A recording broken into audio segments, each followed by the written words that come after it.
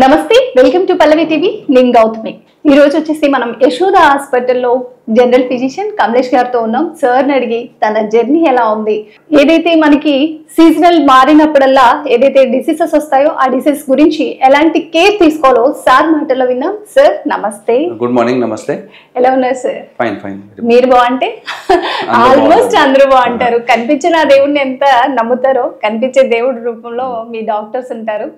ఎప్పుడు మీ వృత్తిని అందరూ గౌరవిస్తుంటారు. దేవుడిని చూడని దేవుడికి ఎంత బిలీవ్ చేస్తారో చూసే దేవుడు మీరు అనుకుంటారు. ఎస్ సార్, మీ జర్నీ మీ జర్నీ ఎలా ఉంది సార్? ఎలా సాగుతుంది? అసలు ఈ ఫీల్డ్ లోకి రావడానికి రీజన్ ఏంటి అసలు? there is no specific reason. Childhood నుండి ఒక డాక్టర్ కావాలని ఒక కోరిక ఉండే. That's why I had written EAMCET and then got into medical field. Okay. So నా స్కూలింగ్ పెరగడం అంతా కర్నూలు అయింది. Then I got seat in MBBS Kurnool itself. అక్కడ ఎంబీబీఎస్ చేసినాక ఎండి కంప్లీట్ చేశాను. దాని తర్వాత లాస్ట్ గత 25 years నుండి I'm in Hyderabad practising in same hospital Yashoda. So this is my 25th year in Yashoda hospitals. So basically I'm a general physician, that is called internal medicine. నా specialities వచ్చేసి diabetes, hypertension, infections diseases and other what you call critical care diseases. Sir మీరు ఇప్పుడు diabetes మీరు చెప్తున్నారు. చాలా మంది ఈ మధ్య కాలంలో డయాబెటీస్, హైపర్ టెన్షన్స్ వల్ల చాలా ఒత్తిడికి గురవుతున్నారు. వాళ్ళకి ఎలాంటి సజెషన్స్ చెప్తారు? డయాబెటీస్ అనేది బేసికలీ లైఫ్ స్టైల్ డిజీజ్. మనకు నేను ప్రాక్టీస్ స్టార్ట్ చేసినప్పుడు ఒక 30 years బ్యాక్ డయాబెటీస్ అనేది almost we were seeing very less. మా ప్రాక్టీస్ లో వచ్చేసి ఒక 5% practice was diabetes and rest of the 95% infections diseases కానీ వేరే జబ్బులు ఉండేవి.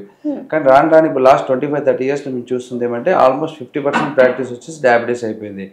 Even population also diabetic population ఇండియాలో almost 1 in 10 adults are diabetic, అంటే 10% adults are diabetics.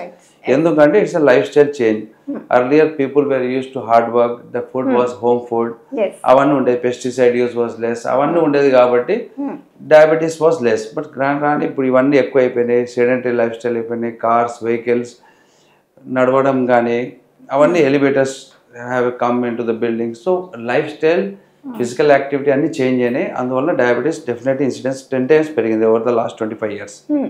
In another, they are expecting that it will be 15% of the adult population by 2045. Sir hyper tensions వల్ల కూడా ఏంటి sir? దాని వల్ల వచ్చే reasons ఏంటి sir? చాలా మందికి బ్రెయిన్ లో స్ట్రోక్ లాగా ఈ మధ్య అసలు ఏజ్ తో సంబంధం లేకుండా వస్తుంది. Hyper tension also same thing. Diabetes ఎట్లా చెప్పాను, ఒకప్పుడు డయాబెటీస్ 50 years కాన్సెప్ట్ పోయేది.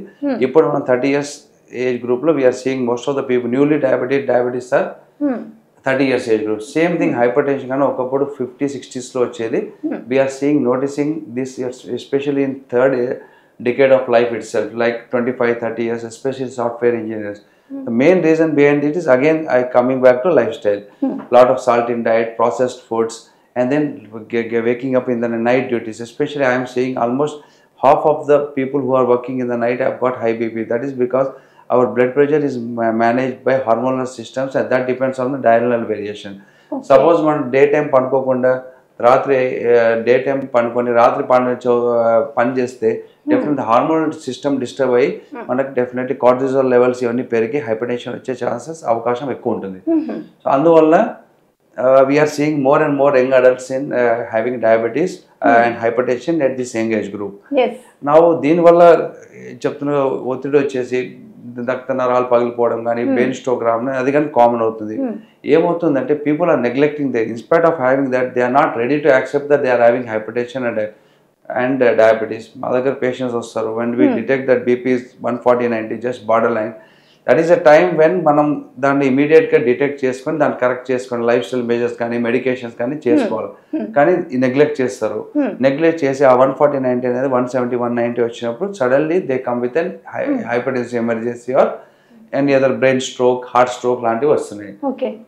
So my advice for all the young adults is get a health checkup done, not only on papers, not only blood test, but also get a regular checkup with your doctor, check your BP, check your sugars, and try to make necessary changes if the doctor advises. Many times ఏమవుతుందంటే TV channels కానీ, lot of YouTube channels, social మీడియాలో ఏమంటే medicines వాడకండి, medicines అంతా allopathic medicines are having side effects, వాడద్దండి, and కషాయాలు విషయాలు అన్నీ all possible advices are there on the media, and people are using those things instead of going to a regular or proper treatment. Yes.